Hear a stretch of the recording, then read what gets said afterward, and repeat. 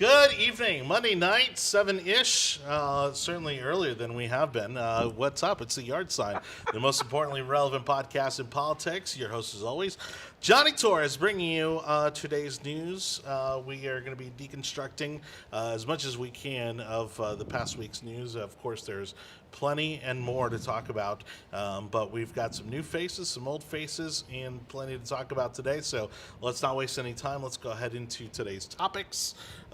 First, we're going to actually start off with the a continuation of last week's topic about Governor Ron Super DeSantis and getting rid of all the emergency powers that were given to him during the coronavirus, and also the local mandates that have been placed across the state. Of course, we'll deconstruct what exactly that means for businesses, tourists, and those of us who live in the freest state in the nation.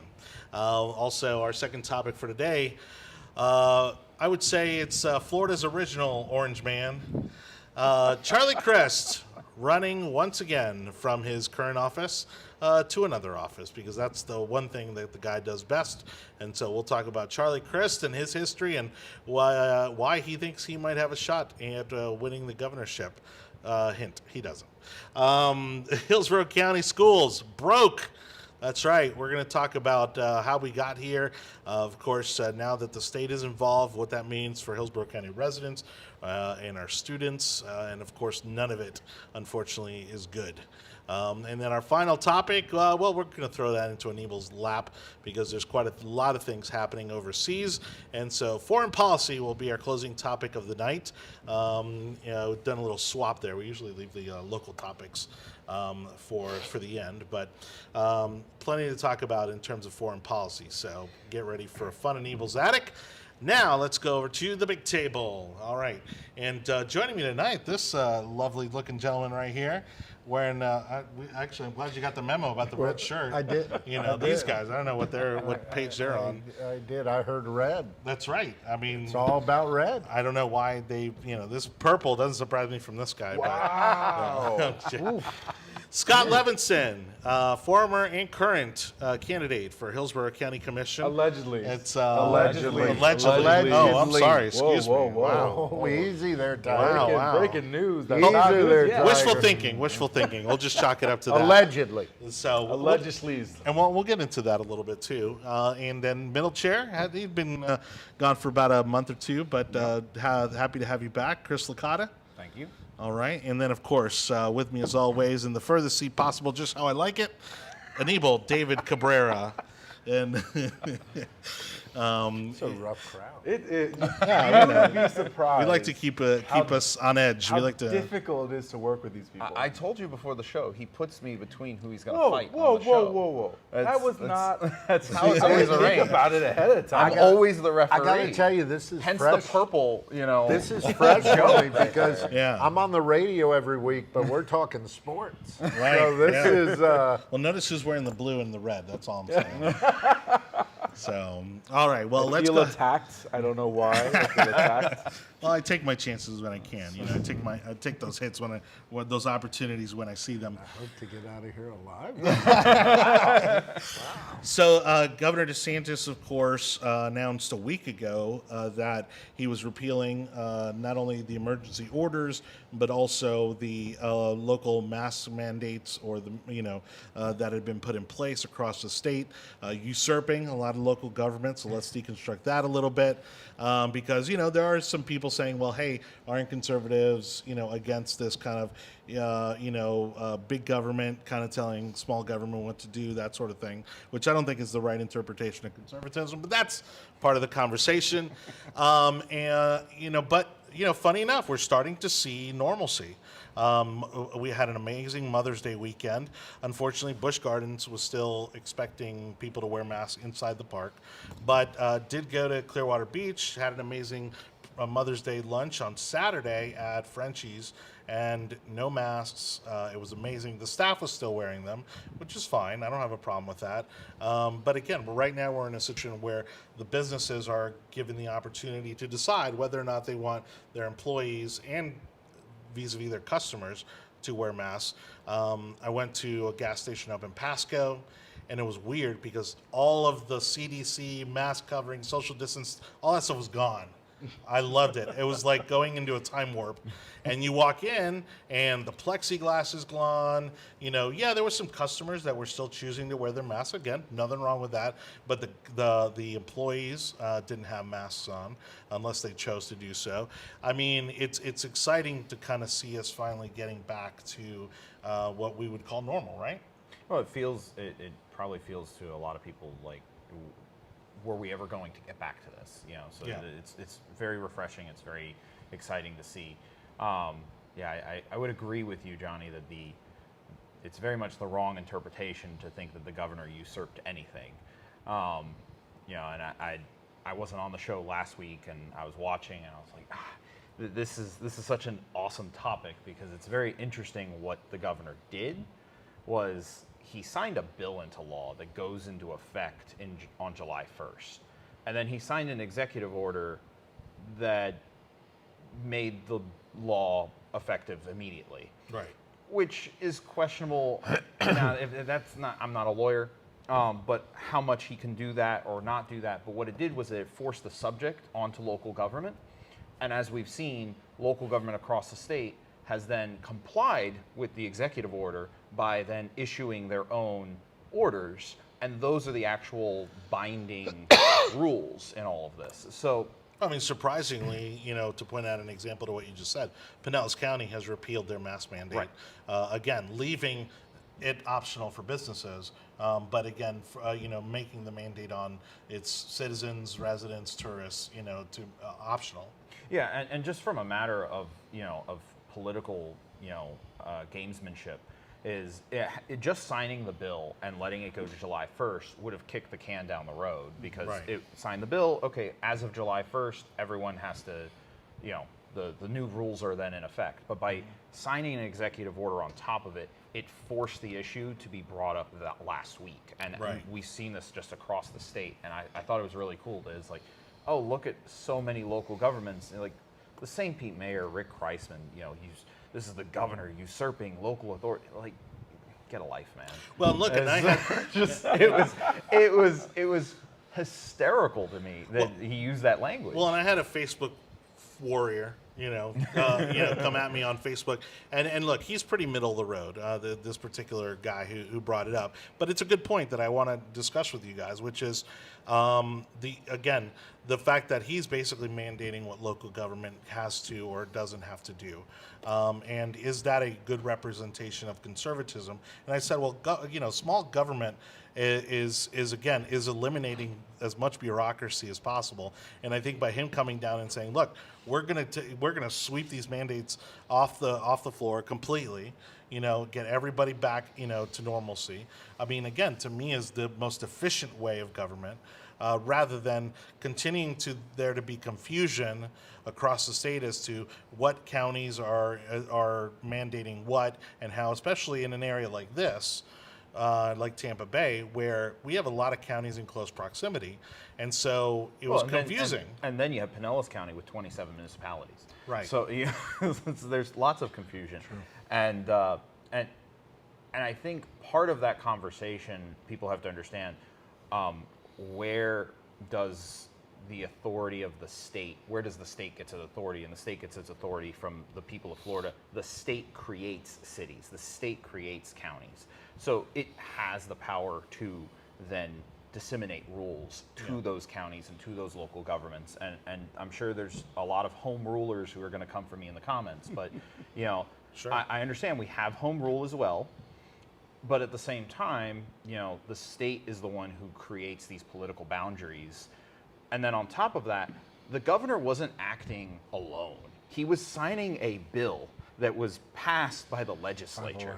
Like, that's the big part here. And people think, oh, the governor just had a press conference and he just declared. Without that bill, it would have been nothing. Right. It would have been, you know, just the governor talking. But because he had a bill that backed up whatever he was signing on July 1st, regardless of whether or not the executive order to end local states of emergency is valid or not, well, there's a law that will take effect July 1st that'll do this exact same thing. So it's a moot subject. Well, and from a technical standpoint, again, not getting into the legalities of it, right? But what we've seen happen throughout all of this coronavirus stuff is that he has been the target, right, of both the credit and the criticism of how this has been handled. And so to me, again, like, it's not Rick Kreisman who's getting the blame for spikes in cases. It's not Jane Castor who's getting the blame for whether or not their mandate's in place. Oh, but they want the credit. Yeah, they of want the course. credit. Oh, of course, yeah. They want the credit. So bad. But again, if we do see a spike in cases, which again, there's some reports coming out now that we may have a small spike on our hands, who's going to get the blame? Well, DeSantis will get the blame, rightfully so, right? He's in charge. He's making these shots. And that's why I think he was the best person to handle this the way that he did. Oh, absolutely. And it was the right approach, given the direction that the coronavirus is going in, given the direction that all the vaccines have been going in. And look, and I mentioned it on the show last week, which was that this is also a big economic play for Florida, because this allows the state to be fully open right in time for cruise season. And all the cruise ships are, Disney, Royal Caribbean, all these guys are ramping up. This gives them enough time to get ready to start showing up at our ports once again and get people back out on the waters. Except Norwegian. Except Norwegian? Norwegian's got problems. Yeah, well, look. Norwegian wants to go with the passports. Right. And there's some of that, right? And again, Florida, part of the bill was that they would ban these vaccine passports. And so now the question becomes, well, if Florida, if it's banned in Florida, then how do the cruise companies protect themselves from having outbreaks on ships? Which again, we saw happen a lot early on with coronavirus, to the fact that some of these ships were held at sea for weeks on end because they had such major outbreaks. And a lot of, I think, with the cruise ships is, I think they still might get away with having vaccine passports and with a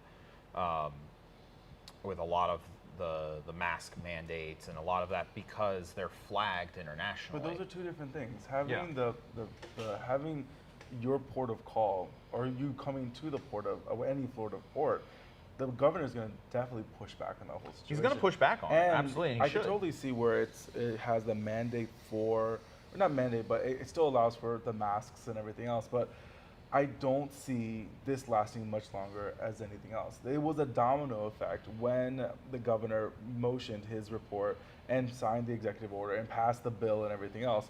And so now you're seeing across the board, the companies and businesses having to pick a side or say, we're going to slowly start to remove some stuff.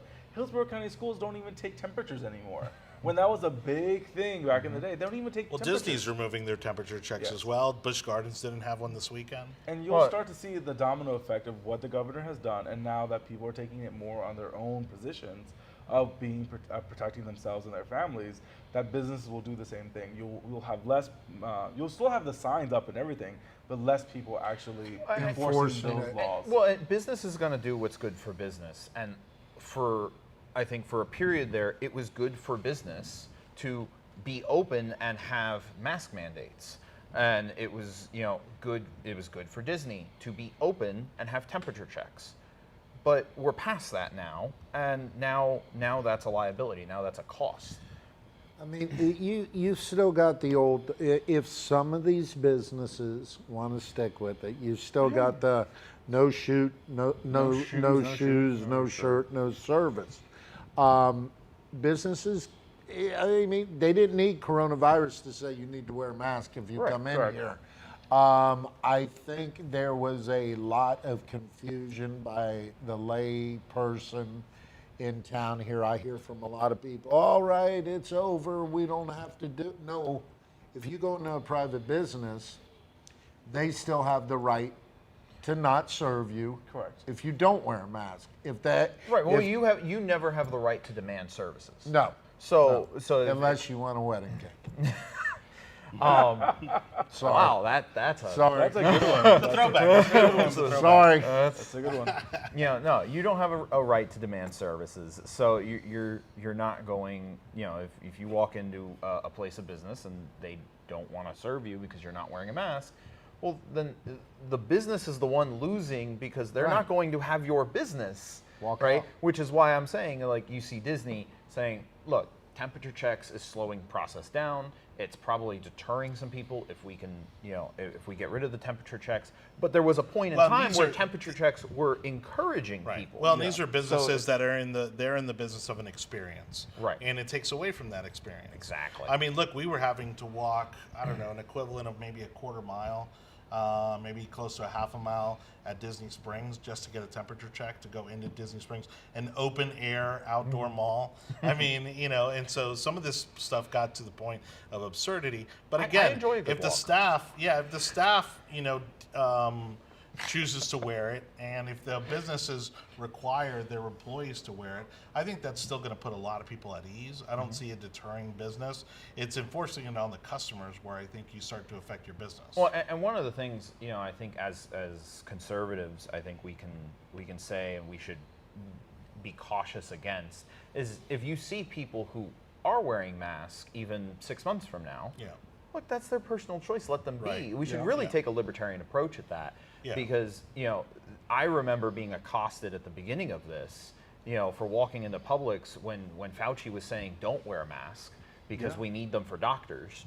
And I was accosted by, someone for, you should be wearing a mask. You're endangering other people and all of this. And it's like, it's just the wrong way of handling things. So, if there are people who want to keep wearing masks 6 months from now, a year from now, hey, it's a free country. But it's become that's a winning. But it's become a litmus test almost of it's a woke signal. Oh, so absolutely. now you have people in DC and New York wearing 2 to 3 masks at a time and wearing gloves and wearing a face shield, or people driving down I-275 in a convertible wearing a face mask.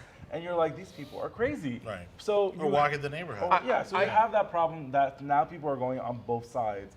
And you have to let it flush itself out of the system. I never had a problem if I wanted to go into a place of business and they said wear a mask, and I chose to go in there. I wasn't one of those that would test it because they've fair warned me. Now it's my choice. Right. Do I want to go into that hardware store or do I want to go to the one down the street? So I never had a problem with that. Today was actually, and I didn't do it on purpose, but it happened, and I didn't even notice it till I had been in there a while. I went to a local restaurant supply store, went in there, and I didn't wear a mask.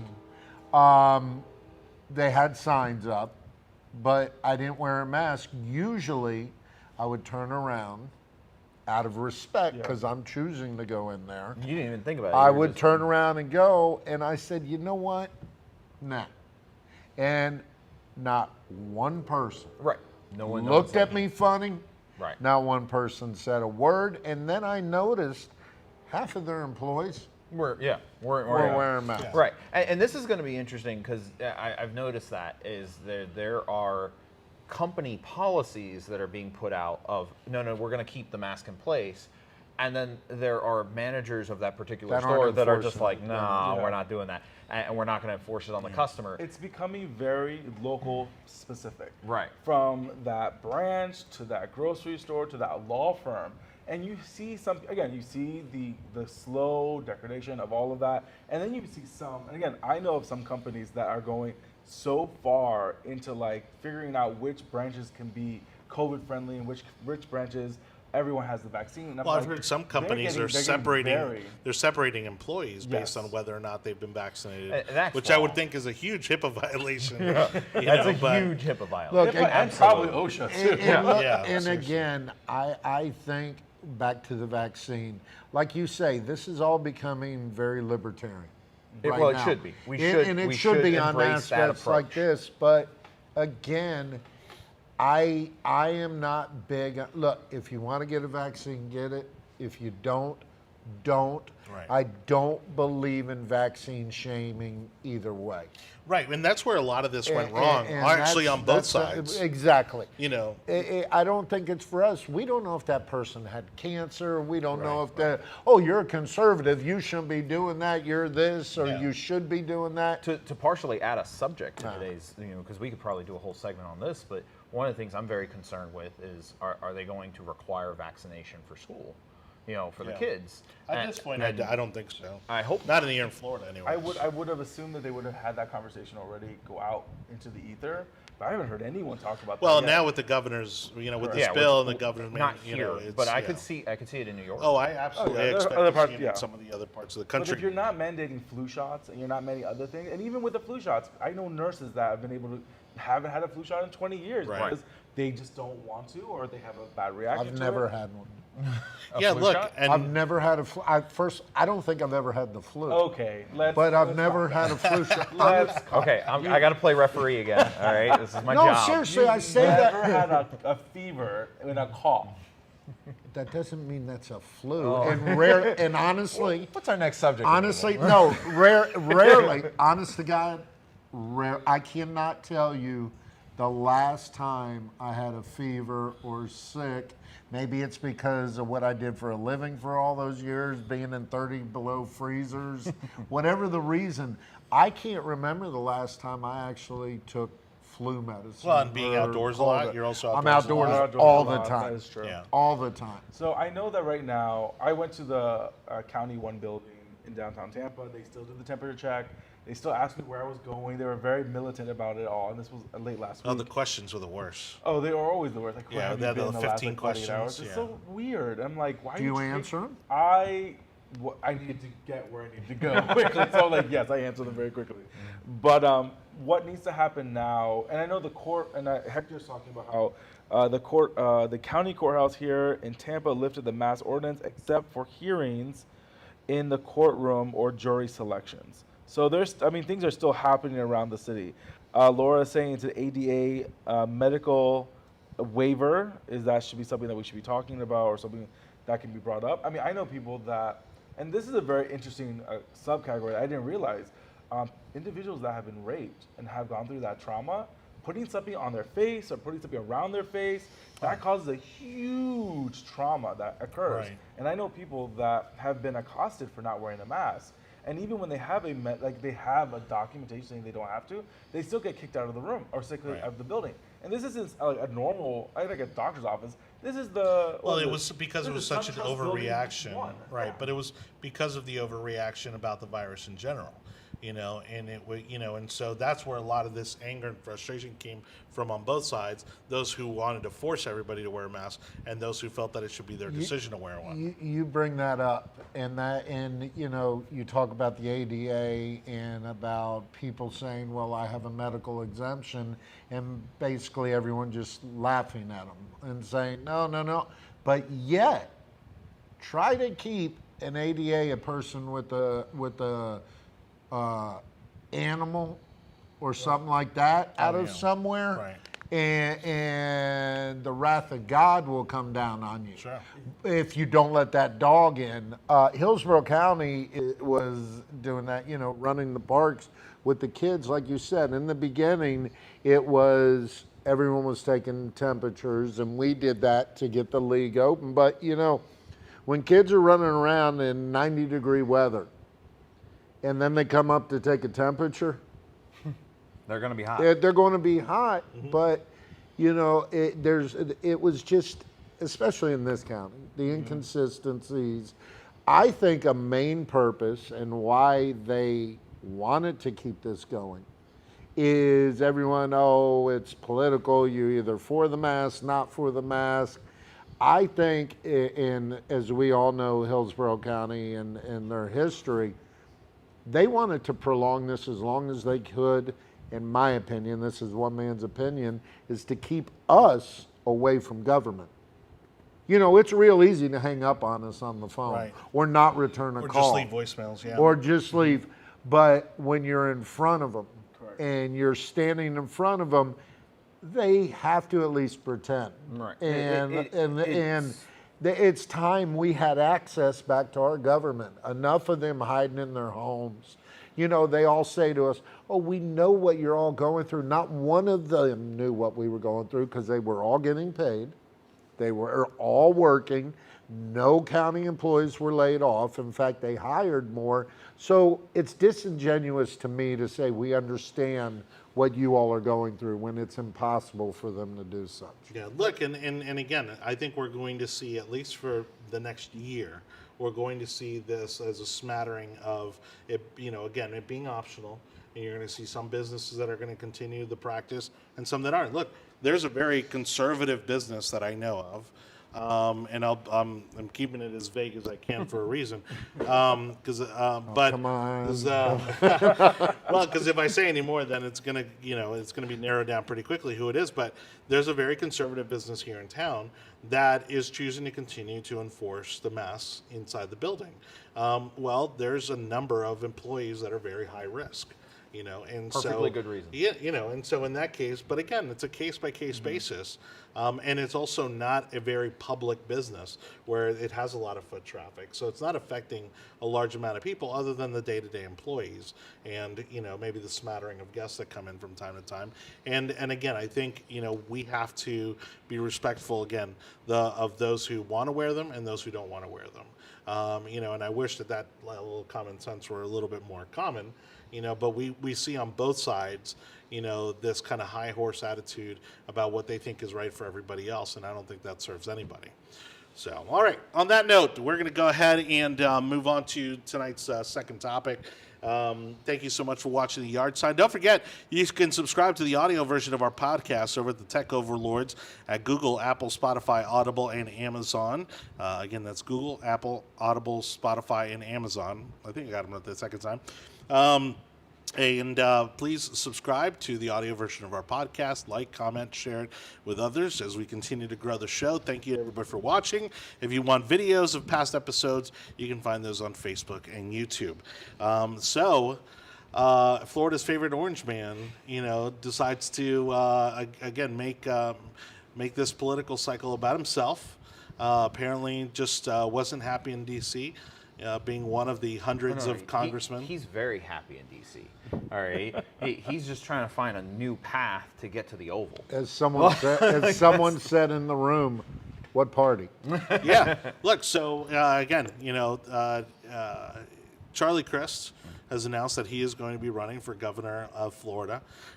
He is going to be primaried. I can guarantee you that because, I think as you just alluded. Yeah, look, as you just alluded, I mean, he has now held he's held every party affiliation that you can hold. Might as well go for the hat trick. Who cares? Well, but he did. That's Has the he thing. done it as an you know, he did independent? MPA. Yeah, and he did, yeah. There you go. You know, and so He hasn't hit libertarian yet. of course he put out an ad already. You know, and about the first half of it was just complete lies. Right.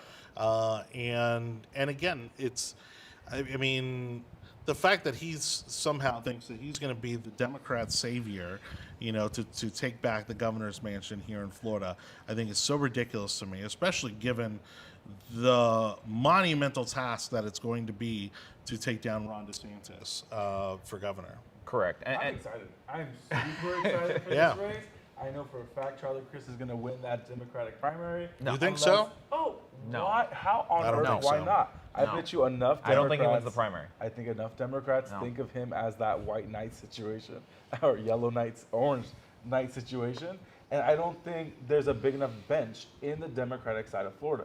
I would agree with you if there was a bigger bench, but you're looking at a congresswoman from Orlando and maybe someone again from Yeah, but you're Tallahassee. talking not just any congresswoman. This Yeah. is a black female who is a former police chief, you know, who has made a lot of national headlines as a congresswoman. I think she has a good shot. They're talking about Lauren Book, possibly. Lauren's on now that might be a little premature, but that is somebody that Republicans definitely need to have on their radar because she has a lot of resources and she's also made a lot of really good moves to continue to elevate her status.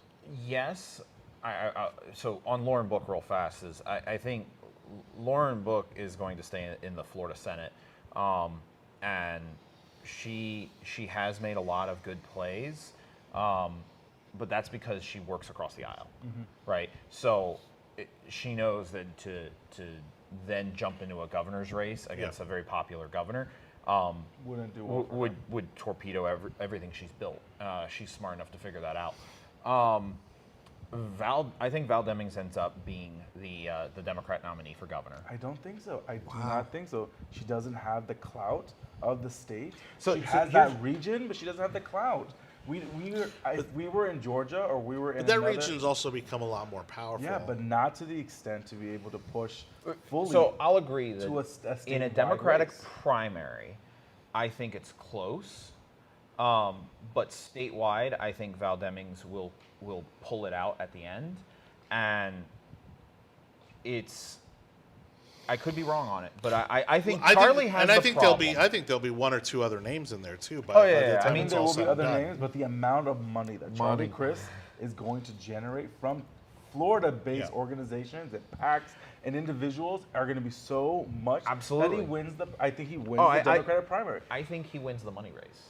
I think he wins the primary. I don't think it translates to votes because I think Charlie has the number one problem that he cannot move far enough to the left. Yeah, he's malleable. Fast enough. Right, he's not progressive enough. All right, he's not progressive enough, but he is malleable. But he can't move that fast to be acceptable. But we don't have a Democratic base that's that far left with that large of a voting bloc within their primary. But there's system. enough of them who will be willing to sit on their hands for Charlie in the general that The other big he'll drawback lose. that I think Democrats have to look at is that, especially given how fired up. I mean, it happened to him with the Tea Party. Correct. I think it would happen to him again with the uber Trump supporters. That nothing motivates Florida Republicans more to the polling booths than Charlie Crist. And when I mean that, I mean mean voting against him. Yes. against him. Yes. Nothing would excite the Republican base more than to vote against Charlie Crist one more time. It's true. And no one will come out to vote against Valdez. Yeah, look, Congress was the only viable seat for him to win. Correct. I mean, let's remember that even as that he tried to run for governor again as a Democrat already once. Well, and you also have to remember some of the back history here is that seat was it was ordered by a federal judge. All the congressional seats in Florida were redistricted in 2015. Right. Normally, they're only redrawn every 10 years. So they're getting redrawn again. They were redrawn midway through, and when they were redrawn, he was there to pick it up. As currently drawn, I think that seat's like a D+2. But that was Jolly's seat before him, Right. and before Jolly Young. was Bill Young. And that is traditionally a very Republican seat. Well, but that's the thing. What blows me away is that how does the DCCC not fight tooth and nail to keep him in that seat? Because it's getting redrawn anyways. I think that's what they're all betting on. They're all looking at the numbers. They're all looking at census data. Th're all playing, and they're looking at the fact that yeah, we're adding statewide a we're seat. picking up a congressional No, seat. no, no. I'm saying they're redrawing. They're redrawing all the seats. districts, yeah. They're going to Right. redraw. The legislature will redraw Charlie out of that seat if it costs them a different seat somewhere else just to mess with Charlie. If Charlie was going to stay in the seat, I don't think they would have. They wouldn't have targeted him because you yourself have said that without Charlie in there, it's D2. With Charlie there, it's D. It's 14. a D4. D With plus Charlie, 14. it's a D14. So why would you go after a district that's plus 14 Democrats when you can go after other congressional districts? The only reason why they're going to now change that district is because Charlie Crist is leaving to go after governorship, and that will now allow for people. That's a chicken or the egg question. Yeah, and so now it allows for other Republicans that ran the last cycle to run in that seat again, and we're talking about the Lunas, we're talking to the Mackeys, and those are the people that are going to run for that seat. Yeah, our fifth man, Hector Gonzalez, shout out to Hector as always in the comment section. Reminds us Nikki Free's out there, and Who? and it's no, look, she has resources. Okay. She has a statewide name ID. Look, I'm just saying. I'm not saying she can win it, but she is going to be a thorn in the side, Well, I'll tell you in right that now, race. she will not win and but she's going to. I think she'll jump in it No. because it's either that or be a lame duck agriculture commissioner for another 4 years. Where she's So- basically, she's just a thorn in Ron's side, Well, and it is getting nothing She has done. to ask herself that question because I think Senate President Wilton Simpson is going to make a run for agriculture. I don't know anything, but I think that's going to happen. I've heard that. I think you're assuming a lot that you need to ask her what she's going to do. She should probably ask her boyfriend, whatever, husband, what she's going to do. Here we go. And the only reason why I say that is because it is well documented that she goes above and beyond to listen to her significant other than her entire campaign office, manager. her campaign office. Right. And she does that multiple times where she's lost entire offices because of it, because they resigned in protest. So she is not, and I hate to say this, but she is not a free-thinking person. And because of that, I don't trust her. And I think she will run again because her significant other says her to. Will she run for governor or will she run for ag again? I think she runs. But I think for if ag she again. runs for ag again, I think she loses. If she tries to make a play for governor, she'll lose the primary. So she's in a tough spot if you just think about it from a strategy and a standpoint. Is like Her best shot is to stay put, but I also think that she doesn't want to deal with Ron DeSantis for another 2 years. Well, not just that, but I think the Republican Party is going to really come after her for ag, and they're actually going to run someone who like has a background in agriculture instead of just marijuana. Right. Now, on that note, I've kind of heard rumblings that Matt Caldwell might run again, which I don't know. I don't think that really moves the needle a whole lot. But a Wilton Simpson absolutely does. I think a Wilton Simpson running for ag would definitely move the I needle. have not heard anything about Chad. I wouldn't be surprised if he does do it though. Caldwell? Caldwell, I'm sorry. Yeah. He got pretty close. Yeah. And I think it was just getting worked on the ground at the end of the day. Because how do we win an entire slate and not that one? I think farmers sat on their hands. Do you think they'll do it? Are they looking for another Because of the candidate? marijuana thing, or No, I think they sat on their hands for Matt, and I'm friends with Matt, and I think a lot of people know that. But I think at the end of the day, farmers sat on their hands for Matt because he doesn't have a long history of being a farmer. Right. He doesn't have a long agricultural history. Now he's amazing on the Second Amendment. He's amazing on a lot of other things that the Commissioner of Agriculture is in charge of, but the cattle farmers in the middle of the state, they care about cattle farming. That's the only thing they care about. Right. And they want someone who is someone in that seat who knows something about farming and knows something about farming for their entire lives. That's what they want. So on the Republican side, we run into that issue. Is like you need someone who's good on guns, you need someone who's libertarian on the marijuana issue, and you need someone who actually has been a farmer their entire lives. The only person that adds up to is Senate President Wilton Simpson. Okay. Again, I hope he runs. Yeah. But I don't know nothing. All right. And Hector says Adam Putnam for Ag Commissioner. No, I don't think he runs for that again. Ashley Moody, of course, she's probably going to run for re-election. I think we see. I think most of the administration come back as is again with really only that ag seat being the one up for grabs here. Let's go ahead and bring up the topics for tonight real quick as we kind of reset the conversation here on the Yard Sign. Thank you everybody for watching the most important relevant podcast in politics. Johnny Torres. I've got I've got Scott Levinson with me. I got Chris Licata, Anibal David Cabrera. Thank you as always for being on the show. Hillsborough County School Board, and now hopefully we can get you a little more plugged into on this conversation, Mr. Levinson, because this somewhat I think indirectly affects you, right? I'm guessing. Hypothetically. Yeah. Hypothetically, theoretically, allegedly. Hypothetically. Look, I'd be foolish to sit here and say, okay, they got their $100 million. Maybe now they can. Here's what I take as a plus. They get their $100 million. They might actually focus on educating our kids. Yeah. Okay. Maybe. I'm not going out on a limb. The thing is, I want whatever you have. Like, this is. Dude, I'm just saying that these are wishes and dreams But to me, what got us here is the typical liberal kind of thinking of how government should be run. They were spending money that they didn't have. don't have, and they still don't. Right, exactly. And this is only basically it's only feeding that addiction. I think this money is just the little Band-Aid on the situation, and Little? then we're going to be back Little. here. It's a Well, giant I mean, I hate to put it this way, but but they want to blame the money. They so- want to blame the state on being in this situation. When again, they were out there spending this money, new money too, that they'd gotten in because of the tax increase, without even having received a single cent of it yet. so now we're enablers.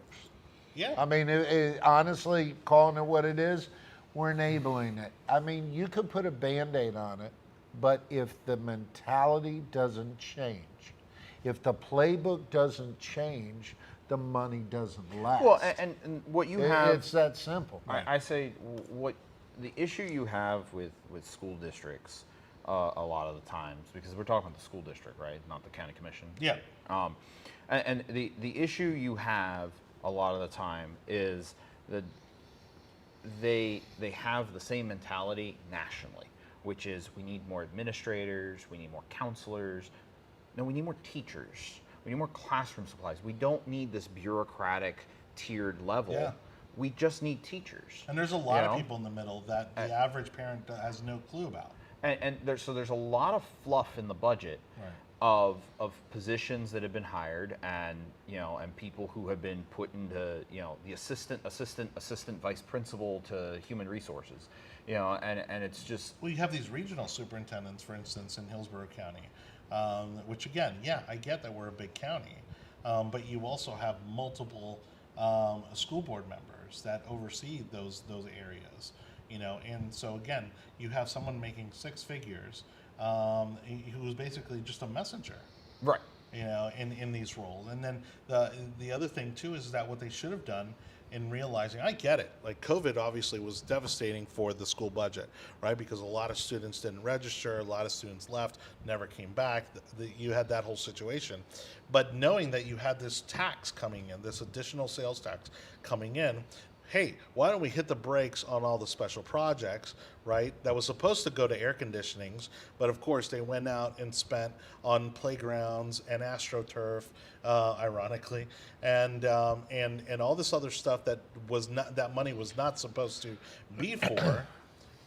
Instead of trying to plug the hole left by the kids that had either left the district or started homeschooling or found other means to get educated. Well, I mean, and this reminds me, when charter schools and private schools really when charter schools became big in Florida, the school districts hated charter schools, and they still do, obviously, but they really, really hated charter schools. They say, well, it's taking money away from the school district, and it's just like that money is to educate that child.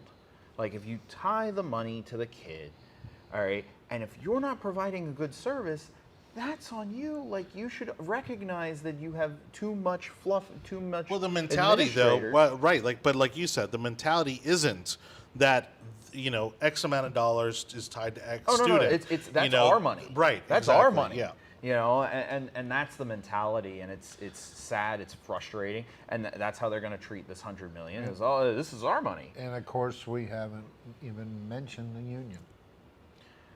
I don't like talking. Which fortunately for us in Florida, and I've had people close to me who've been in situations where they've actually needed the assistance of the union, and have come in and helped, mediate some issues, right? But we're fortunate where they are pretty weak, not only locally but statewide in Florida. In Florida, yes. Compared to what we're seeing Yeah. in like Chicago and California and some of these other Nationwide. states where they're basically calling the shots.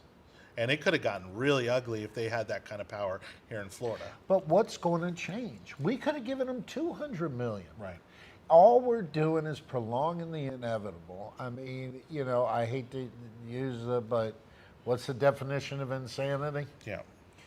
And the same what thing over and right? And unless they change their fundamental operation and their fundamental outlook on how they do their budgets, because all they're doing is taking the $100 million like they did years ago.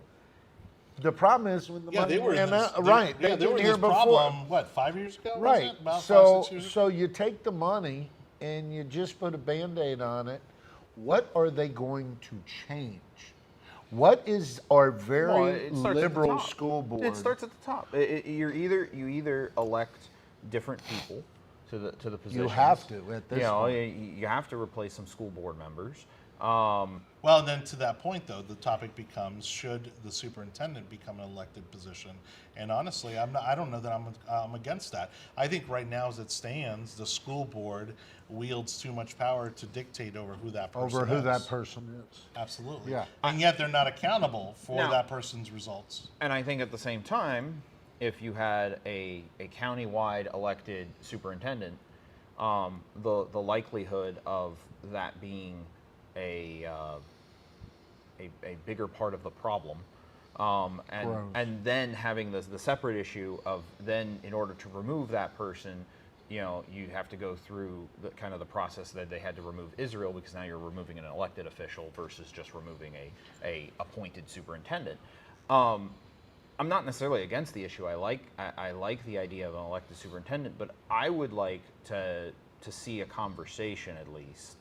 Well, and I'm at least, spitballing, and at least looking but- at it fiscally. I mean, the compensation package that this guy has, and the parachute that he has. Again, they're Fire me, sadly, please. well, yeah, and they're sadly in almost a worse position if they fire him than if they keep him. Right. Because of the hole that it would create in the budget by firing But him. but you understand They that's- wrote that contract. that's like, not- like that's Of the course. problem. That's it's not like just But like then a you wouldn't school have board. that in an They're elected not position. being- they're In not an being elected good stewards. position, it would be a flat salary, and if you win your election, great. If not, see ya. That's not just the school board in this county, though. If you look at all positions in the government of Hillsborough County, Yeah. you tell me the last time, and I'm sure you know people in Hillsborough County that work for the county.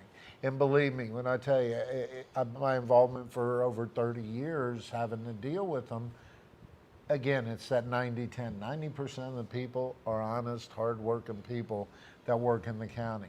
But please show me any of the higher up managers, higher up. When's the last time you ever heard of anyone losing their job Right. for performance?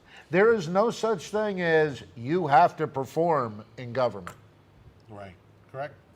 especially Yeah. here. Nepotism runs Well, wild. and going back to your original point, which about the union, which is that even if you are seen as underperforming, you don't get fired. No. You get to go sit at a desk downtown somewhere and twiddle your thumbs Not to mention until they tenure. negotiate with the union as to what to do with you next. Then you got teacher tenure and everything else. So it's we in the real world are held accountable Right. for what we do.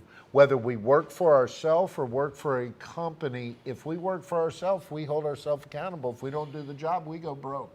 We go out of business. If you don't do the job working for a private company, you lose your job. If you don't do your job in your county here, you just get reassigned to another position, Right. and you keep your same pay grade. Yeah. You know, the old joke in Hillsborough County is whenever all else fails, you go to Veterans Affairs. You know, and it's... Well, that's a sad statement about Veterans Affairs. Well, it's not necessarily they're all bad people. Again, we're talking, that 90-10 rule. But I don't see the school board, and the other problem I have with the school board, not problem, but let's get real. They call it nonpartisan. Well, and I think why that not just but are they really nonpartisan? No, they're So why absolutely not not. just say what you are and run as it? Well, because and that's interestingly enough, that would require a state constitutional amendment. Yes. And it's something that I think the legislature should look at and saying, like, should the school board, I think there's a couple different questions. Should the superintendent be elected? Should he not be elected? Yeah. Should we allow school districts to get this big? I mean, the point of a school district is to have the parents' voice heard. When you get a county this big, I don't think the parents' voice is heard. I think you have counties up north in the northern part of Florida that, I mean, they have 1 or 2 high schools in the entire county. Right.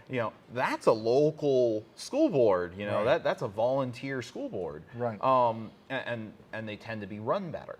So I would like to see them declare, because And the reason I say that is Declare party affiliation? yes, because if the time comes again that you're going to hire another superintendent, You want to know his party affiliation? we're going to know. I want to know that, and you're going to know. Like if you look at our school board right now, what are we like pretending we don't know which way these members? Right. Oh, Well, it's nonpartisan. She's not way left. Yeah, look, Or- and I got to see former Mayor Rick Baker from St. Petersburg not too long ago, and he's talking about how unfortunate it has become Makes me that feel short. that the that the city council and mayoral races have become so partisan, right? Oh, yeah. Because government at that level should not be hyper partisan.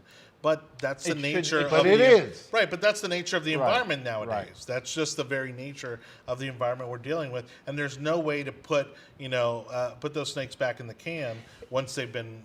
And released. what's the say? Why doesn't an independent run for office? Because they can't get money. So let's not kid ourselves about the school board. We know where they're running. We know which side's We giving know them who's funding money. them, right. We know who's funding them. So I just think it's so disingenuous to pretend that our Hillsborough County School Board is nonpartisan. Because Right. it's not. No, and everybody knows where people's loyalties Absolutely. lie. But again, we saw a number of school board members, be held accountable to some of their decisions, and unfortunately some of our friends were caught in that, Yes. but hey, like I was really surprised at just how swift, really like the elections had an effect on when on those parents school wake board up, members. when, when parents wake up. Now, I think the biggest change you could make if you want to do reforms in the school board, and I think the biggest change is if you could make it partisan, you could make them declare, which would mean that they would get elected in the November election and not in the primaries. Correct. Or you could leave it nonpartisan and just say, hey, that election's going to, no matter what, that election's going to take place in the primary, in the general, when you have more people, you have the actual entire electorate out to vote. Because in a closed primary state, it tends to be only partisans who show up to vote, and then you have a nonpartisan race in a primary season that only partisans can vote for. It's a very interesting it system, is. and it's engineered a certain way. It amazes me how many people don't even realize, well, until recently with the COVID and so forth, but they didn't even realize who the school board was and couldn't name one person. Oh, on it. that doesn't surprise me. That And, doesn't and surprise it's me at all. just, it's just we bury our heads and, some of that's on us. Yeah. Well, to that point, it's one of these things where I know that, again, we've been within the last, let's say, just be generous and be 10 years, but I'm pretty sure it's about almost half that. When this school district has been under the threat of receivership twice, something's broken. We've brought in some new faces. We got rid of, this one particular group of people that, had a very toxic environment happening. And sadly, we didn't see much of a change, even when we did get some Republican-leaning school board members in there. And that was probably the most disappointing part about all this. But so far, I don't know if this whole receivership is grandstanding on behalf of Corcoran, who's trying to keep his name elevated because he wants to become the new, dean at Florida State, or really, like, the situation is real here. I mean, it's a very dire situation. It's broken.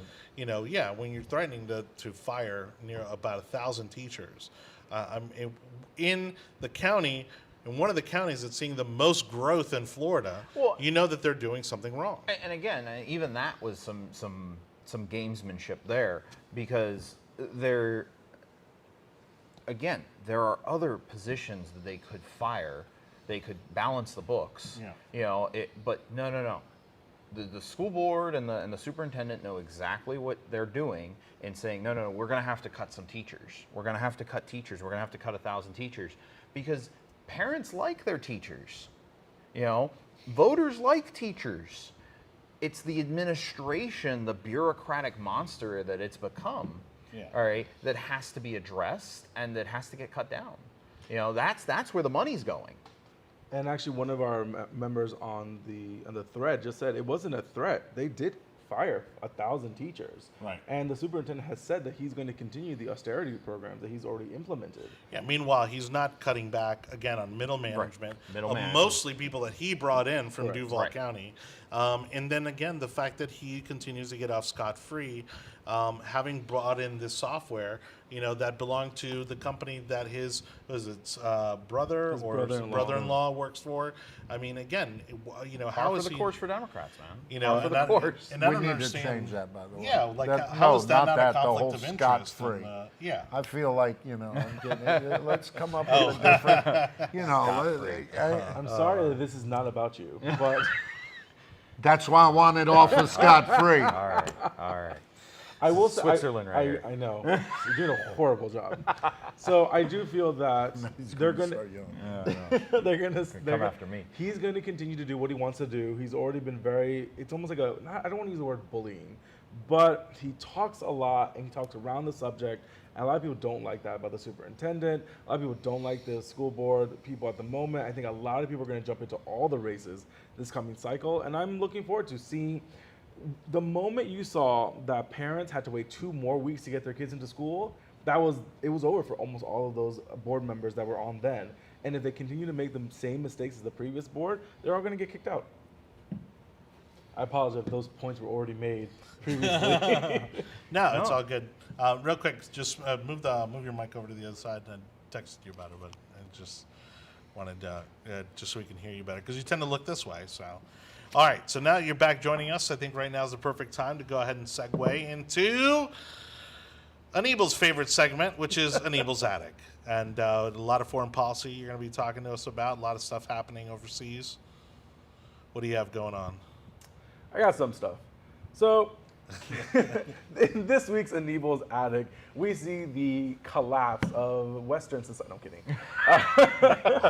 I know, we could talk about inflation with lumber at 260% inflation rates. We could talk about all this like really fun stuff economically, because I enjoy that stuff. But we're going to talk about something that we've been talking about for the last 4,000 years, which is the Middle East peace process. Over the last week, we've had an increase in violence, protesting, and turning into riots in the capital city of Israel, which is now the capital city of Jerusalem. Thank you very much, President Trump, for allowing that to happen or signing a waiver. Encouraging it? Yeah. They all Recognize said they were going to do it. Yeah, and then they signed a He's waiver. finally the one recognized- that recognized Jerusalem as the capital and moved the embassy. Right.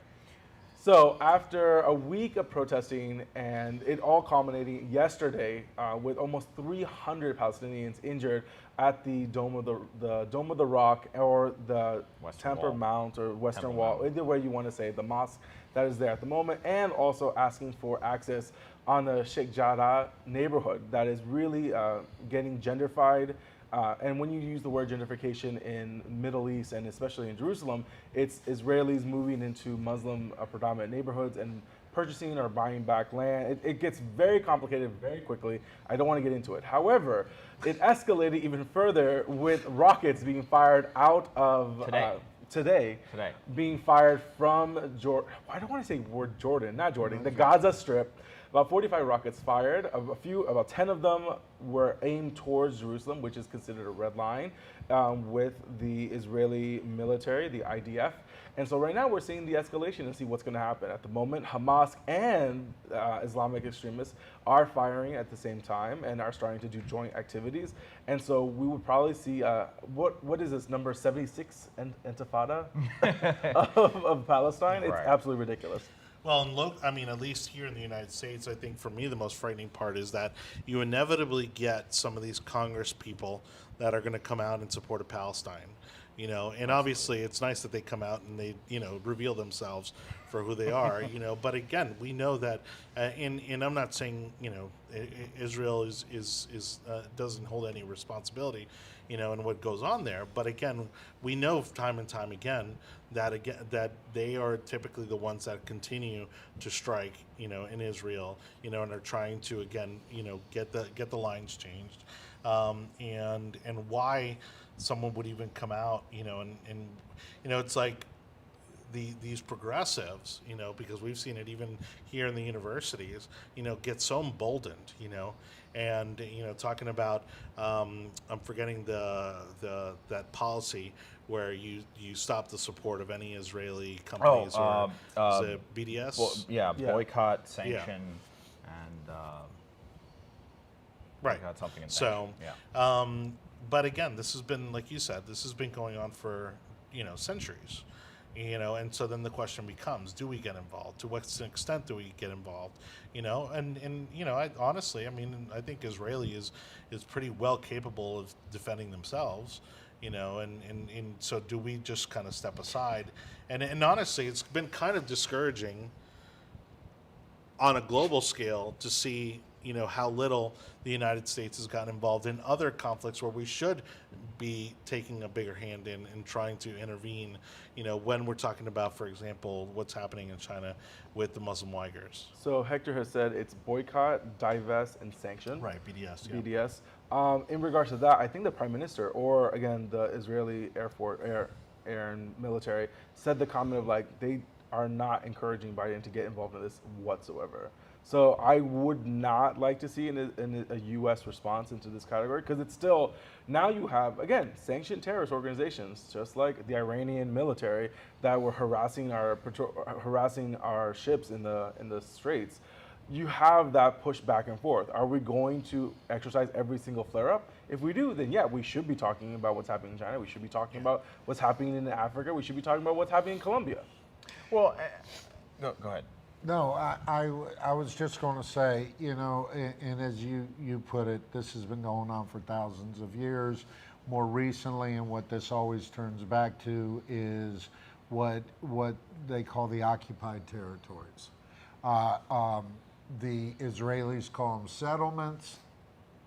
The other side calls them occupied territories.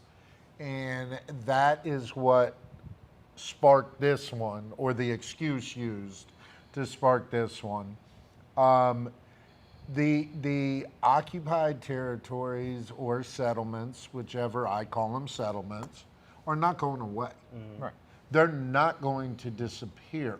Right. So, you know, is there ever going to be true peace? No. When you have such disagreement, and the problem here is we're not, yes, they're arguing over land and so forth, you know, but, you know, Russia wants to take this land or China wants to take Taiwan. This is so much deeper than that because this is biblical philosophy to the core. This is more about religion and belief that they will never agree on. Yeah. That just what is my just ingrained in the homeland? culture at It this is. point. It Yeah. is. You know, this is our homeland. No, this is our homeland. No, we were here first. No, we were here first.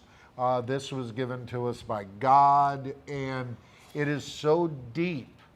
And on both sides, you have that religious aspect of it that will never subside one way or the other.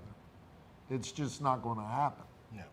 Well, you know, the Israel-Palestine issue, we can spend 3 hours on that alone. And it won't be enough because it will never change. I mean, Israel has a right to defend itself, and it's always willing to trade land for peace, and the other side just never wants to. So, you know, with that said, okay, there's infractions on both sides, you could say that, but Israel, the nation of Israel is always willing to exchange land for peace. That's why the Gaza Strip has the ability to launch rockets at Jerusalem today. Correct. Is because, well, they gave Gaza Strip hey, here you go. Here's your own lair, your own area. That's for you. And it's not enough. And you know, Yeah, you're right. you go there, and I've been to Israel, and it's like you go into the desert, and the Israelis have luscious farms, right? And they've built their infrastructure, and they've built their economy, and they've built agriculture. And you look across the fence at Palestine, you know, or at the Gaza Strip at least, and you say, you know, what's this? You know, they're building bombs. You know, it's like one of these is interested in peace, one of these is not. And if you're putting your rocket launchers on top of hospitals and daycares, you're not looking for peace. You're looking for casualties to continue the propaganda so they get more money from other parts. That's the word. And that's what it is. It's the propaganda machine that when Israel responds to today's incident, you know, it will be national news for the rest of the week that Israel is terrible, and Israel's the big bad monster in all of this, and it just helps, you know, promulgate this idea. And I think, to your point, Johnny, of congressmen here in the States, you know, who are going to take the side of Palestine, it's because of this media spin that's going to get driven into, you know, people who are listening to that media spin that, well, Palestine's the innocent victim in all of this. Right. And then there's congressmen that want to play on that story and saying like, oh, I'm all for innocent victims. You know, I support the victims in this, and Israel's the aggressor, and I'm against aggressors. When it's a much more complicated situation than that. Mm-hmm. And if people would just recognize that and say, okay, what does this have to do with American politics? It's got very little to do with politics. Other than what also happened today was the Iranian speedboats harassing the U.S. Navy. And that's the second time in what? That's the second time in 2 weeks. Oh, it's about the 76th time in the last few years. This occurs. But we didn't see them We didn't see them emboldened during the Trump administration. You did in the beginning. In the beginning, they did. They tried to see. Yeah.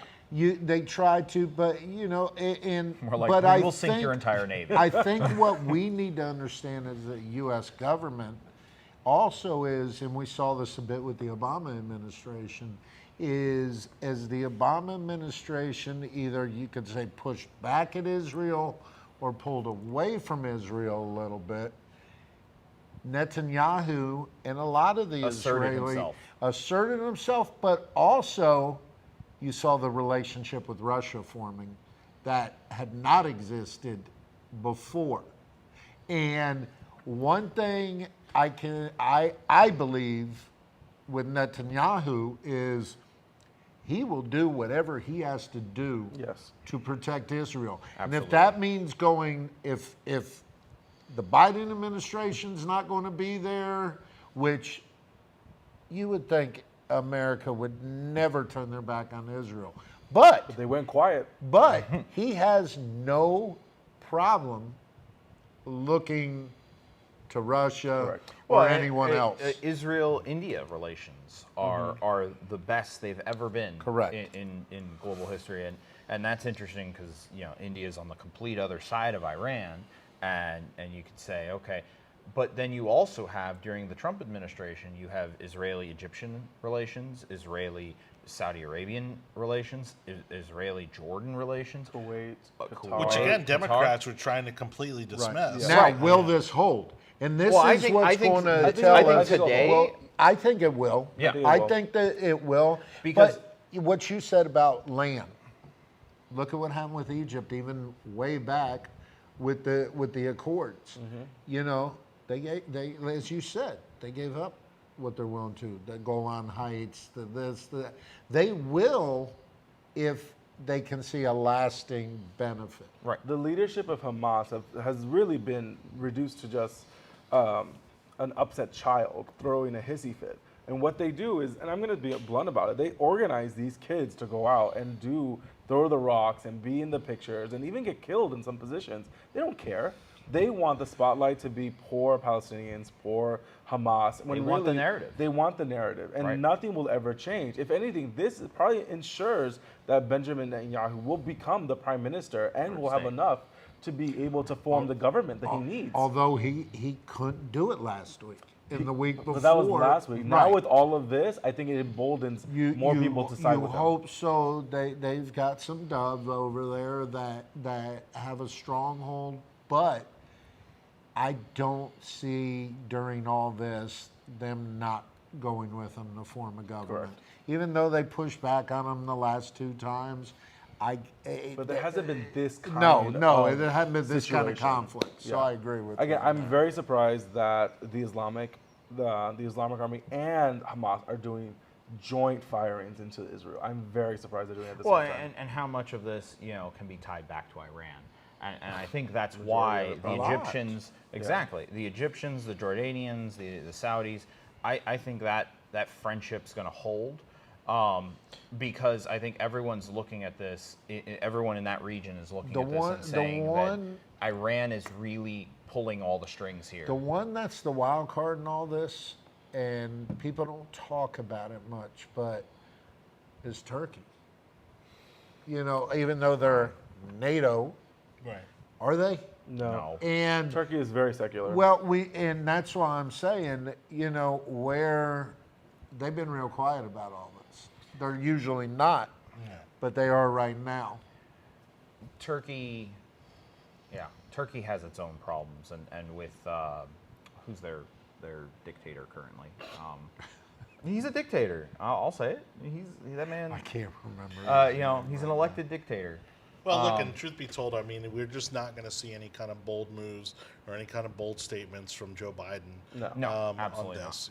Especially when, they know that, he's basically on shaky waters. I mean, they're trying to claim that he has a 60% approval rating. I don't think anybody buys that. Obviously, this jobs report was severely damaging. Why was that not a subject? I know. It's, That was actually, brutal. that was something we should have touched on. The CNN host was great on that one. Yeah, where he Where he asked looked him at to it and said, wait, we repeat got to the- double check these. Yeah, exactly. And Thank so you, Hector. that's going to be an area that we'll certainly be keeping our eye on. But let's go ahead and bring in the show for a wrap. We're going to go around the table as we normally do and talk about the stories that we're watching but did not get to cover on today's show. So we'll start from top to bottom, Mr. Anibal David Cabrera, since you were am leading looking Anibal's ad. at economic policies and the growing disconnection and decoupling of unemployment with a recent filing of employment rates. Last week of only 275,000 that were generated. The Biden administration is looking for something higher, maybe they were looking for 300,000 to 500,000, and only 275 were created. We'll see what happens with adjustments that occur at the end of the month. But that is what I'm looking at right now, the economic situation when it comes to the U.S. Yeah, what's not going to serve their narrative is when these emergency funds run out, these emergency stimulus checks run out, and everybody decides to go back to work. And he's going to obviously claim credit for the huge upswing in employment numbers, but it's also going to shoot down the narrative, that this money was necessary in the first place, A lot of people- and that yeah. people weren't staying home. Doesn't care. He doesn't matter at that point. Oh no, because he'll It take credit doesn't for matter. the The job. money's already been And there are a lot of people that are pretty upset right now. He's trying to get a 1.9 or 2.3 trillion dollar transportation and infrastructure bill with only like 30% of it 5%. for remotely even looking 5%. like 5% related. It's 6% actual transportation infrastructure. This is just a midterm move. This is a yeah, move that's to all win the it was. midterms. I don't think he'll get the 1.9 to 2 point. I don't think he something passes it at trillion. all. But also, what's happening? Like PPP officially ran out a month earlier than everyone was expected. That's a huge thing. I think they might actually fund it more because everyone was so surprised. So it depends on what people are thinking about. The easiest way to get money into people's hands is the cash infusion of the checks. I think that's a horrible idea because just driving around Hillsborough County, there's so many looking for hiring. And so many people looking for it, and no one's coming back. I've got two incredible examples of that. So one is a friend of ours from down in the Sarasota area. They took a picture of a $2,000 signing bonus to be a cook at Ford's Garage. $2,000 signing bonus. Can I be To work the part-time? kitchen, yeah. to Like, work can the I do kitchen that at Ford's and Garage. keep my day job? I know how know. to make a hamburger. That's right. I know. Yeah, Yeah. I can work the fry machine. No, I've never cooked anything in my life. So I have no I'm idea. really curious Not surprised. if employers are going to look in your employment Why would I need to history. cook? That was cold. Why would I need to learn how to cook? Sure, man. I'm curious if employers are going to look in your employment history and be like, well, were you working during this period? Sure, right. You know, and because if I was an employer, I want to know, like, were you just sitting at home taking the check? Well, or just were last you- night. I think they're so desperate they're right desperate. now. I agree. No. really- I'm saying 3-4 years from now when this, Oh, you know, yeah, no, it's something you're gonna look and No you're one's like, gonna oh, what were you care. doing? No, They're they won't. gonna care 3 or 4 Come years on. from now. It'll maybe in It 6 speaks to months it'll be an character. issue. It speaks to character. Maybe in 6 months to a year it'll be an issue, but it's not going to be an issue 3 or It's 4 years down the amazing road. now. We went by Chili's the other night. Yep. Chili's closes at 11 o'clock. We went there at 9 o'clock, and and they said they had to lock the doors because they Yeah. didn't have any employees. And that Yeah, third shift. they more had than to- one. I've seen more than one restaurant close their kitchen early because they didn't have kitchen It's staff. shortage of labor, and we'll see what But happens. what I don't get with that is high schoolers. Like, what are high schoolers doing? Like, high schoolers aren't collecting $600 Well, that's going to be a week. no, but They're that's not what's on going to be unemployment. that's going to be the interesting thing once schools let Well, out that's in what's 2 gonna be weeks. looking interesting. You know, and all these kids go into the job market. McDonald's give you $500 to interview. That's Just to interview. 500. 50. Sorry, 50 bucks 100. $50 to interview. Or some I 50 saw bucks I was gonna say, all of a sudden, I need to go look for a job. $500 500 to. You'll be taking interviews all I day long. haven't walked into McDonald's in a long time. No, me. They'll give you I'm in there. 500 if they hire you. Yeah, Heck, I'll and walk right in. $50 to interview. I'm gonna walk right in. Where my $500? Where's my 500? I just want to be able to do my day job and take one of these on. Like that That's right. that would work out Just well. long enough to get the signing bonus. Yeah, like, 90 days? Yeah, exactly. I'll work in a kitchen for a couple months. Yeah. What's a You kitchen? know. Sweet Lord. Hey, you better hope your wife's Do not you eat out watching. every night? Whatever my wife makes or puts, yes, a lot. My goodness. She's watching. No, she's probably Mom, sleeping. your mom better not be watching. Oh, Mom, I'm not going to make any comments. Yeah. We brought a lot of food back from Mother's Day dinner. I bet. That's all I'm going to say. Yeah, but she probably cooked herself. Aquí, coma más. Wait, ¿qué? Oh my gosh! All right, what story Now are you that we've watching offended first? I'm every watching, Hispanic. you know, in the political news of the great nation of Florida. I'm paying attention to. You got a state house rep in Ben Diamond. He's running for Charlie's seat. Right, CD13. Yeah, so That's he's now re- become a very, very interesting race to watch. So be fun. he's a Harvard grad. He's a Democrat. So I Yeah. don't want him to win, but he's, you know, that makes that race very competitive. However, we'll see in a few months how lines get drawn because Right. the legislature has to go into special session to redraw lines, and when they do that, it might change that district from a D+2 to. That's going to change a lot of races. I It's mean, going to change a lot of races. Who do you think is going to jump in last minute? In that race, I hope if he's watching, I hope Senator Brandis off all the decides Yale people to now. run for CD13. All three I of think them that in would Tampa. be Yeah. that would be That would just be awesome. fascinating to That see would be what that awesome race is going to look like. to see Senator Brandis versus State House Rep Ben Diamond. Wait, so you think he wins the primary? Ben Diamond? No, the Brandis? Brandis. Brandis will win the primary. We talked about this before. I We think. didn't I talk think it on front of a camera. no, I think. Yeah, I think in that situation, Brandis beats. anybody. Brandis beats I don't know. Anna Paulina Luna. I don't know. I'm not going to concede that one. I'm just not. I'm not either. Oh, you're with him? I'm with him, and the reason good. I'm saying this is we can agree she was Washington created, but Mackie. I think Yeah. no. I think she is pulled Talking away about Luna from or yes. Luna? Okay. Yeah, Oh. I think she is pulled She away is though. from that. She's a product of AFP. She She's was. an AFP influencer. She is but an I, AFP. but I influencer. think do she's agree. pulled away from that a little bit, and I do not think it's. I'm sort of with him on this one. Yeah, I but don't Brandis, think it's gonna be Brandis okay. is a local guy Yeah. with local Agree, business roots. agree. You know, I mean, his family's had a business for a But long will time in the area. he engage and And bring he's got a out the legislative base? record But to will he run bring on. the base to vote for him? I think so. I think he's got the influence and the more power. will vote because for I think Luna. because I think what happens is he's going to corral all of the legislative Republicans, that have worked in the legislature over the past And all of their people. 10 to 15 years. Right. The You know, problem I mean, in- you're going to in see the last everybody line Republic- up behind If Brandis. he was the first one to jump in, and if he was not waiting He doesn't for the have to. redistricting, I think it's going to be really interesting to see what happens. He doesn't when someone have has to. been when someone has been running their races for months. Yeah, and but you have someone Brandis just is jump somebody in that last they've been minute. talking about running either Congress. statewide or Congress, or they've been talking about his next move for years. I know. Right. So And I he's think termed out here. I think Yeah. especially when all of a sudden, the endorsements line up, because all the endorsements are going to line up Because they matter And so it's- much. Well, they In matter when Pinellas, it's they in do. when And it's I don't What is care what wrong you with it's- Pinellas County. when Yeah, it's Pinellas, in they no do. when it's in when it's in unison, okay, and you're going to see the speaker, the current speaker of the House, and you're going to see again, all the political royalty of Pinellas County line up behind Jeff And of the state, Brandis, of the state. and of the state. Yeah, you'll see DeSantis come out for Jeff Brandis. I mean, it's gonna. I But think I it's think gonna that could be a problem, not a benefit.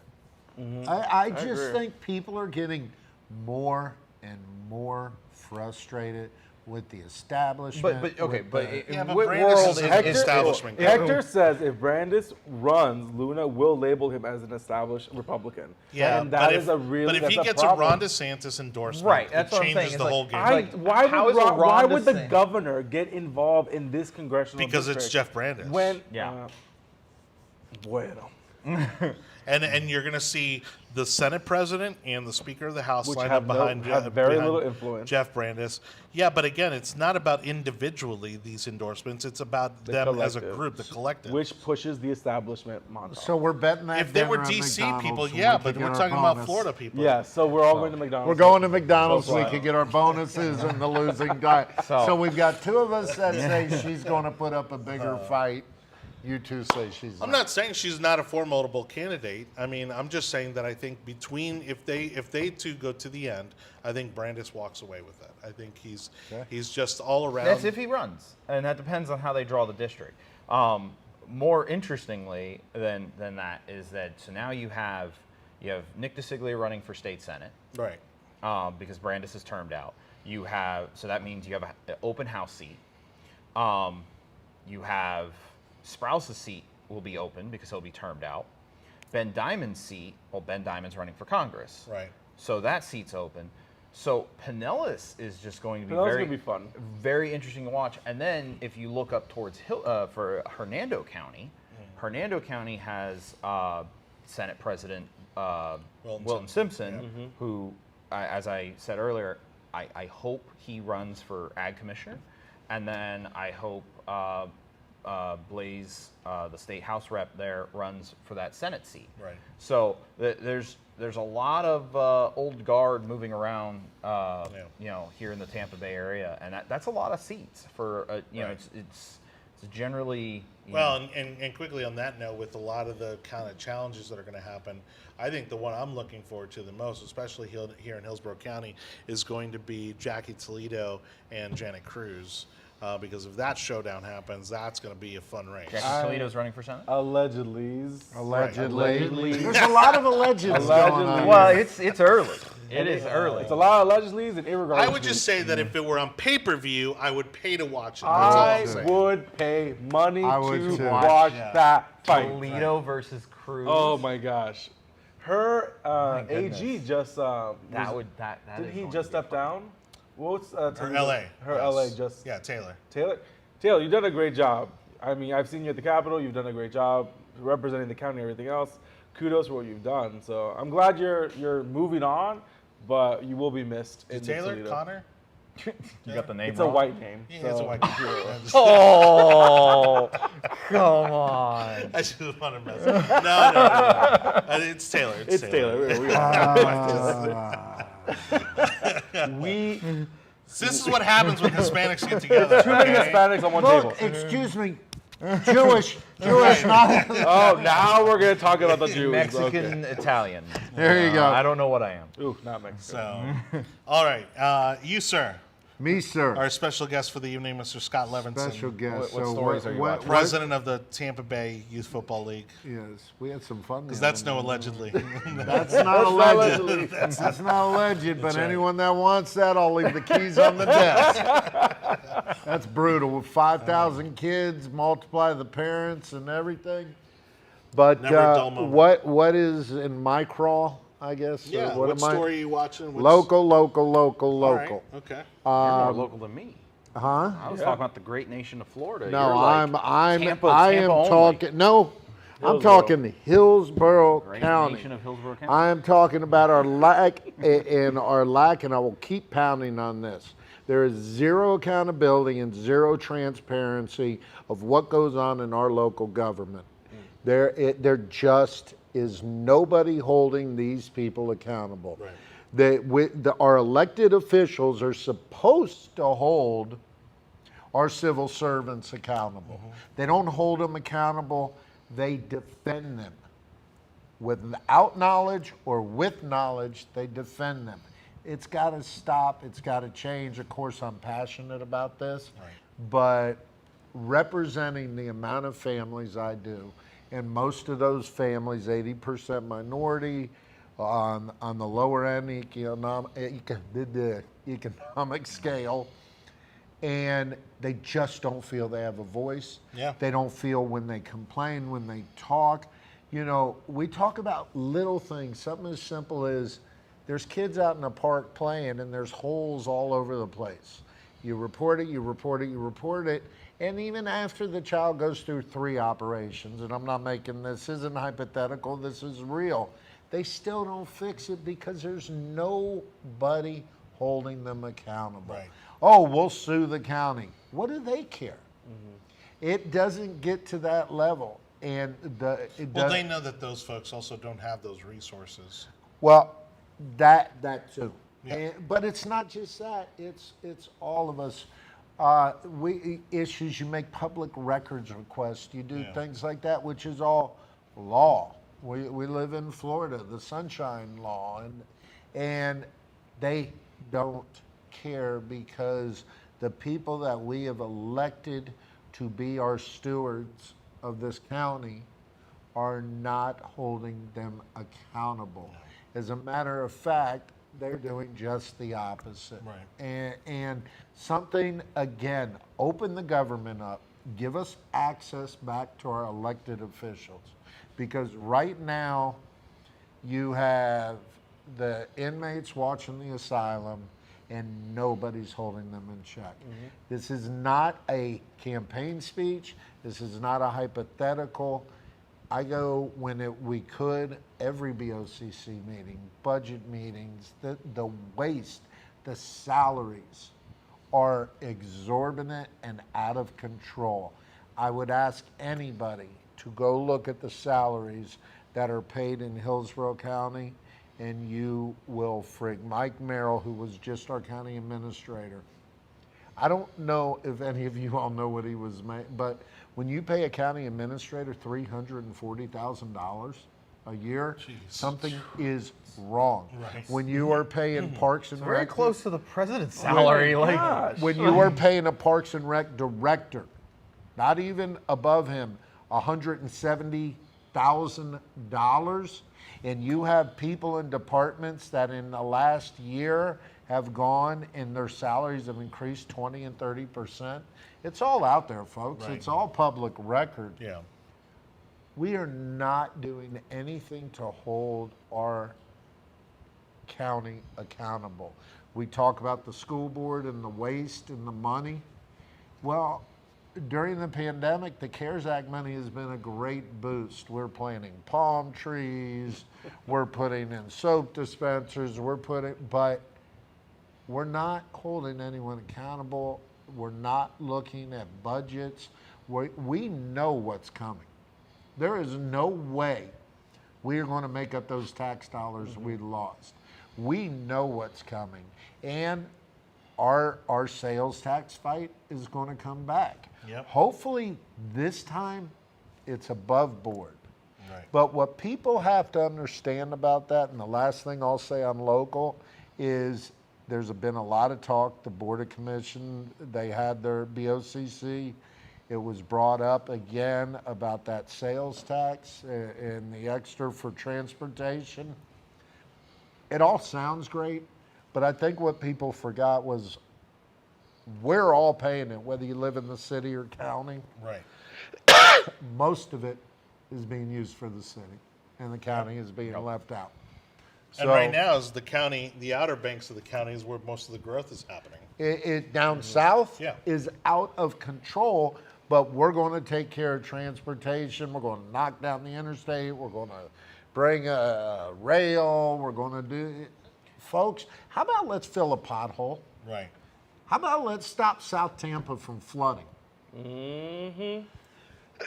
But none of that new tax can go to working on old projects. It's got to be new. And we have a $239 million shortfall on projects that we can't fund. Yeah. Okay, Well, but I'm done. meanwhile- I'm done. Yeah. I'm done. No, No, right. But we to can your- talk about this all day. No, There's right. so And- many No, problems. to your point, both on the city council and on the county commission, they have all their pet projects that they want to fund as well. And those are getting funded. Oh, So- absolutely. All right. For me personally, again, thank you everybody for watching The Yard Sign, the most important and relevant podcast in politics. Again, subscribe to the audio version of our podcast over at Apple, Google Audio, Audible, Spotify, and Amazon. For me, it's what's happening in Colombia, obviously very kind of near and dear to my heart. But it's funny because as terrible as what the situation is that's happening there right now, I kind of almost wish to an extent that we would take as seriously what's happening in Colombia here in the United States. So to kind of summarize the issue is that because of the devastation that COVID has caused on the global economy, Colombia included, because of these lockdowns that were now in retrospect unnecessary, the government decided that they were actually going to raise taxes. Oh. Okay. Well, of course, that caused a lot of protests. Now, where things got out of hand is the fact that these protests became violent, became deadly, and, as we've seen here, but like I said, I could only wish that people would get as worked up and as passionate about raising taxes here as they did in Colombia, that they were willing to go out there and protest, in the middle of a pandemic, the raising of taxes like we're going to see inevitably here in some form or fashion. And that's going to happen across the country. But these are the things that actually matter, and they realize that, hey, we're going through one of the most economically devastating incidents in, our nation's history, and you're going to raise taxes? And so, again, I think while we're probably going to see that under the Biden administration, it's pretty much a guarantee. What I doubt we're going to see is the demonstrations, the protests in D.C. that we should be seeing, protesting such a measure, again, in the middle of a recovering economy and a recovering country from a pandemic. Now, mind you, again, we can pick apart as to whether or not they should have done all the lockdowns and all that sort of thing. But is this, part of me thinks that it's just because these things haven't happened, you know what I mean? These violent protests haven't happened in that part of the world, in Colombia specifically, because obviously we know what's happening in Venezuela and Central America, but Colombia was kind of neutral, and it was kind of just really quiet in that sense. For them to kind of now have breakouts of violent protests and that sort of thing, I think and look, honestly, I think they see what's happening here in the United States, and they look at the riots and they look at the violent breakouts here, and I think that's like, oh well, they're doing it, and it's obviously advancing that agenda. So why don't we go ahead and do the same here to get our government's attention? Mm-hmm. And again, while it's the wrong approach, and it's now become a deadly approach, it's sad to see it happen, but I think the biggest distinction between what's happening here in the United States and what's happening in Colombia is over there, you're talking about people's pocketbooks, you're talking about people's lifestyle, and upward mobility in Colombia is incredibly difficult. Here, it's about made-up statistics, Right. and it's about made-up, these made-up racial constructs, and police violence that's not there. Correct. Statistically, and so while I'm not discounting the incidents that have taken place, again, I wish that these protests were happening over more important issues, and so. All right. Well, on that note, not to end on a down note, but it is what it is. Thank you, everybody, for watching. Thank you again to my guest, Scott Levinson. Thank you all. And please keep us updated on your alleged plans as they happen. I don't know why y'all looking at me. Chris, I don't make these decisions. Chris Licata, thank you for joining us as always, and Anibal David Cabrera, thank you as always for being on the show. Again, don't forget to like, comment, share, subscribe to all of our social media platforms, and for the audio portion of our show, check us out on Apple, Google, Audible, Spotify, and Amazon for a version of the show you can take with you wherever you go. On behalf of all these guys, thank you so much for watching The Yard Sign. We'll catch you here next week, 7 o'clock. Good night, everybody.